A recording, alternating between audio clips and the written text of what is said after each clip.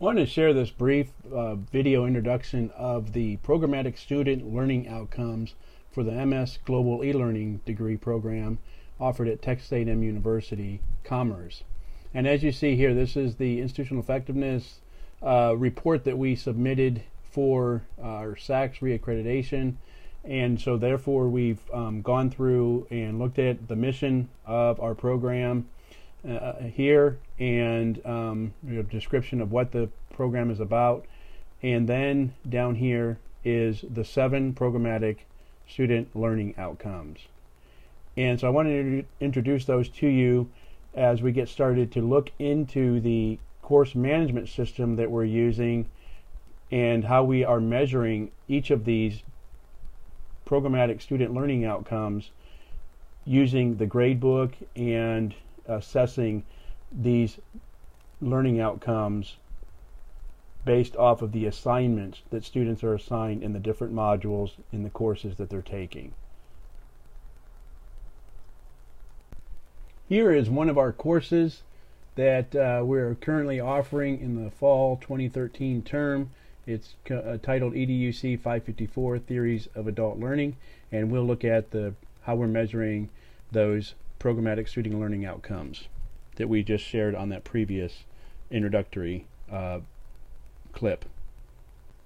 Here we're in the grade book, and I've kind of scrolled down a little bit so you don't see the students' names to protect their identity.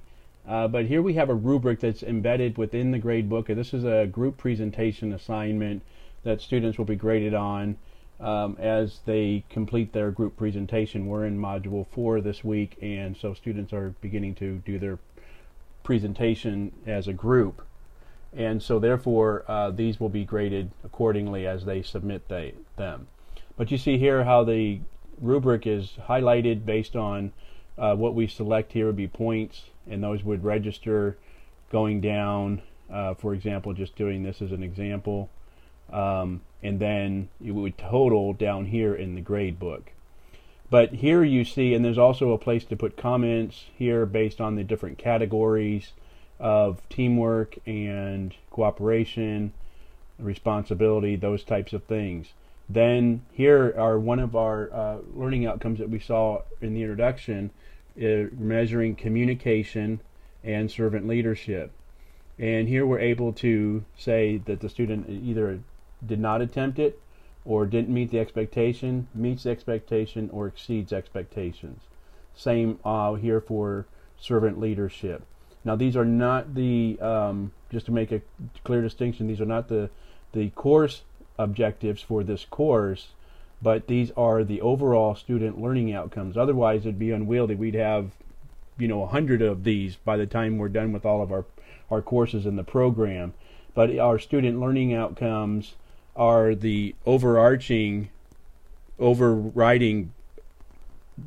standards and outcomes that we want to see in all of our learning outcomes for the in individual courses. So therefore, on the syllabus, for example, we may have 2 or 3 course outcomes that actually might fit under communication, or 1 that might fit servant leadership, and maybe 2 or 3 that might fit with digital fluency or metacognition, which would be another of our student learning outcomes.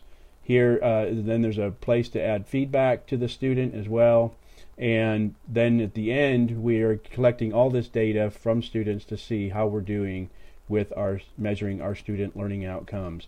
And this is just one sample on one assignment, and I'll show you a couple of others and then we'll be done. Here's an example of communication for a weekly discussion activity that students are involved in. Once again, the rubric, opportunity for providing feedback and comments, and the communication outcome. Once again, measuring that and ticking that off here, putting in the feedback if there's any feedback on that assignment. This assignment here is for the group presentation. The other one was for the group participation. This one here would be for the group presentation based on what the students are doing in their presentation on VoiceThread as a Web 2.0 technology that we've included into our course. So the students will all volunteer based on their or select a group to join at the beginning of the course in the first module, Then as they present their presentation as a group, they are scored and given feedback on their ability in the group presentation that they participated on, whether they've done all of these different categories here in the rubric. Now here we're measuring again communication, which is common, and then digital fluency. So digital fluency is being measured because they're actually using a digital technology like VoiceThread to communicate to an audience a presentation on their ability on a topic within the course.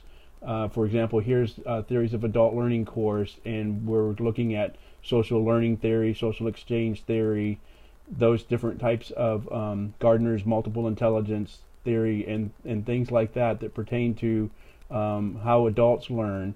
And so they're going to do presentations as a group and upload those, and then do their comments on the VoiceThread application. And this is an opportunity for us to measure digital fluency.